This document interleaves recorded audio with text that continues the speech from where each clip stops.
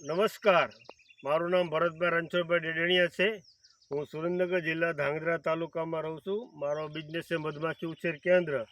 આજે મારી વાડી પર મેં થોડાક દી પહેલાં ઝાડવા વાવો એવી પોસ્ટ મૂકી હતી અને આજે મારી ખુદની વાડી પર જ એટલા મેં ઝાડવા વાયેલા છે એટલે મેં પોસ્ટ મૂકી હતી કે આપ જોઈ રહ્યા છો જે બધા ઝાડવા છે સામે દેખાય તે સીધા શાક 350 શાક છે અને સામેની સાઈડ લીમડા અને પ્લસ આજે આ સાઈડ જે રહી ને સામે સીધી 100 જેટલા કરંજના નંગ વાયેલા છે। 100 કરંજ વાવી છે, કણજી આપણે જેને કહેવામાં આવે છે। એટલે જો વાડી ફરતા ઝાડવા હશે તો એક પ્રકૃતિ સારી રહેશે, ખેતીમાં ઉત્પાદન સારું આવશે, અમુક પ્રકારના રોગ નહીં આવે તો અને પર્યાવરણ માટે ખૂબ સરસ મહત્ત્વનો ફાળો ઝાડવા ભજવે છે।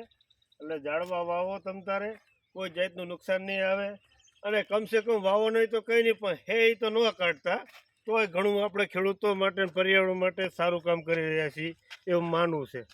Thank you.